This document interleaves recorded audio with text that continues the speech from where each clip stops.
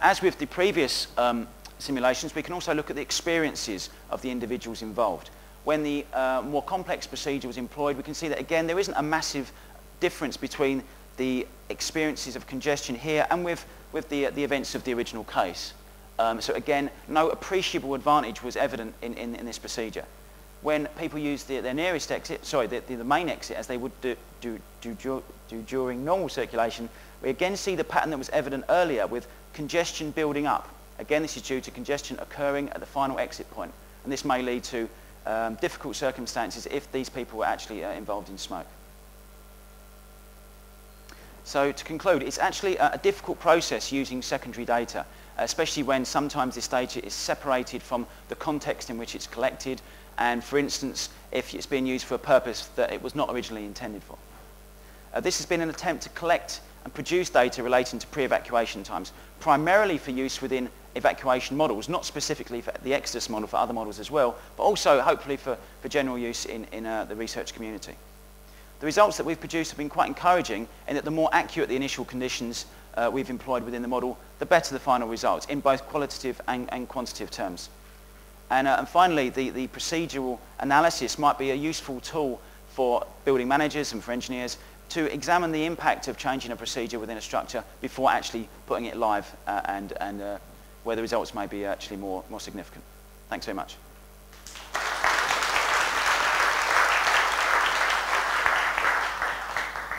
Thanks very much, Steve. One quick question. I didn't quite understand. How exactly did you measure this waiting time thing? That's just observed off the videos, is it? The congestion. The congestion, yeah. The congestion, okay, there's two different measures there. There was congestion that was recorded as a result of the model, and there was a congestion that was recorded as part of the questionnaire process. So Right. we actually asked people, did you experience congestion? How long did you have to queue? And where did it occur?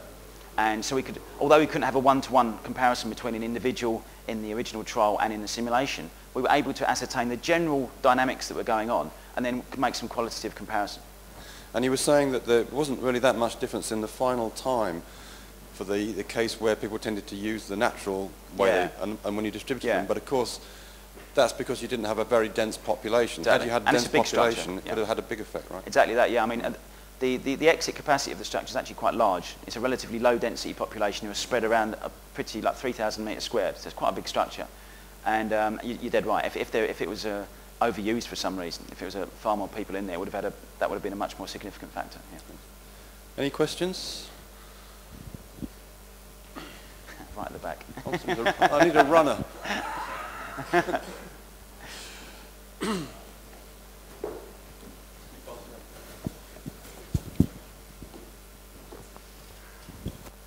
Alan Penn, UCL.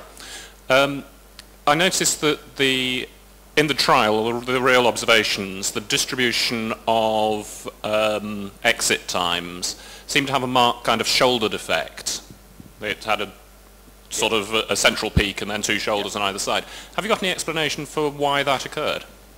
I think, again, I think it was related to what Professor Purser was saying, that the population was actually distributed throughout the structure. And so you tended to get clusters of responses.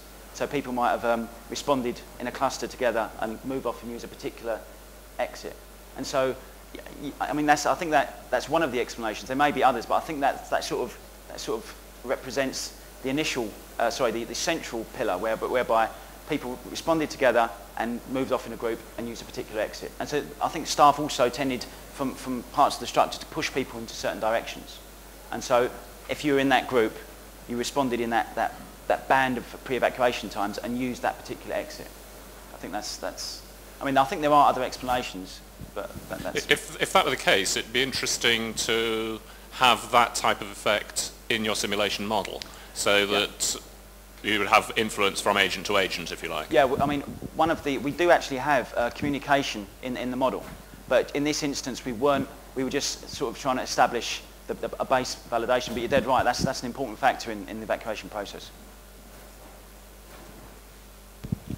John Kerridge, Napier. There was one area which had a very high pre-evacuation time, that red area. Was there any, could you explain why that was? Yeah, part of the analysis that myself and Jason Park did was to look at why people responded the way they did. And we were able to do this, again, because of the nature of the data that we got from the closed-circuit TV. Now, one of the major influences was the initial location, and the fact that some of the initial locations were more isolated than others. And those people tended not to respond because there might have been fewer people in the room, and that the cues weren't being reinforced by the behaviour of others, and so therefore they waited for a member of staff to arrive. Now, the member of staff might have had several other rooms to cover, and these could be quite large areas. And so not only did they have to wait for those procedures to be completed, they now had to wait for them to travel the distance to a relatively isolated room and then ask them to respond. And even then, they still had to collect their coats, collect their bags, turn the computer off, and go through all the normal processes that the other people may have been doing in parallel. So yeah, that's the reason why there was that one red spot in the schematic, yeah. For those of you on the web, the question was about why there were some long delays in certain parts of the building. Any other questions?